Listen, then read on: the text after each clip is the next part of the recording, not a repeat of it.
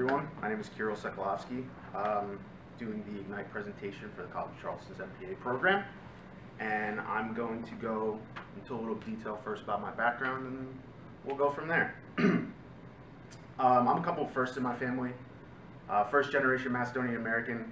I come from a traditional family. My parents always wanted me to go to college, so I was the first one in my family to go to college.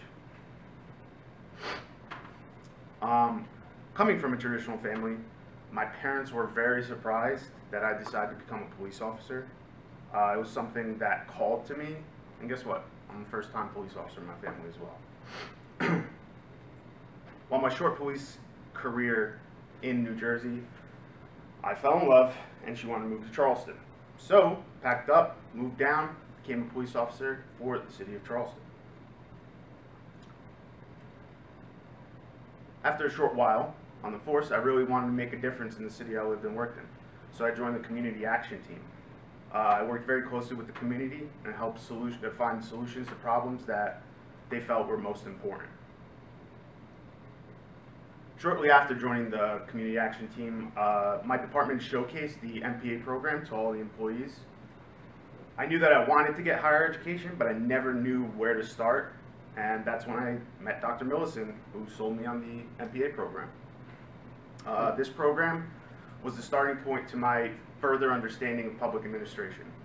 I knew that I worked as a public servant, and I knew that there are different aspects of public work, but I never really knew how deep it can go. My first class was an experience like no other. I learned to question everything I knew, not in a bad way, but in a way that is just different. It implanted a little voice in my head saying, it can be done better, just find a way. This class redefined what public service meant to me. I was introduced to the 5 most important concepts that I needed to master in order to become the best future public administrator I can be. But to master each competency, I first needed to learn. I need to gain knowledge of public administration, of the public administration world, in order to start formulating connections to the competencies. If there's one thing I've learned I'll never forget, it's the term boundary rationality. Y'all should know it. Learning different skills, such as different problem-solving techniques, organizational skills, critical thinking, has set me up to now take the knowledge gained and have a way to implement it through the competencies. Leading and managing is something I've done at work without even knowing it. I help lead and manage the public every day through my interactions with them. The leadership course in the MPA program has been a key to refining my leadership tactics to do my job better.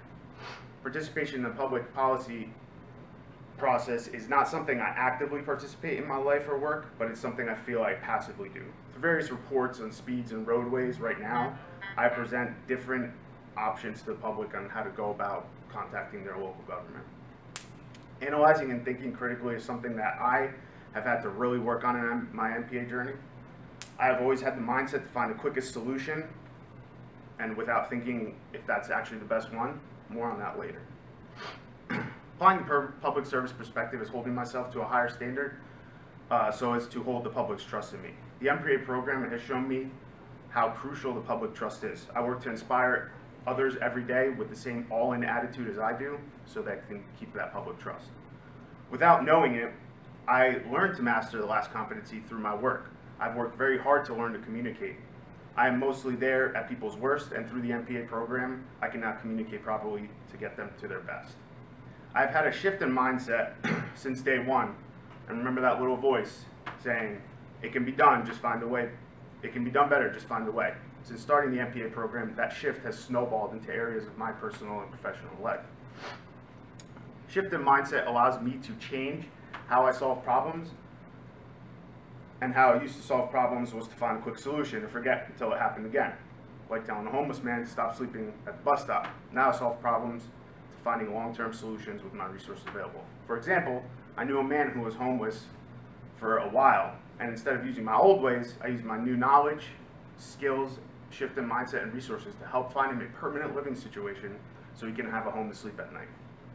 I want to thank you for listening to my presentation, listening to my journey, and I hope that I've inspired you all to think differently with purpose, to find creative solutions to problems that have already been solved.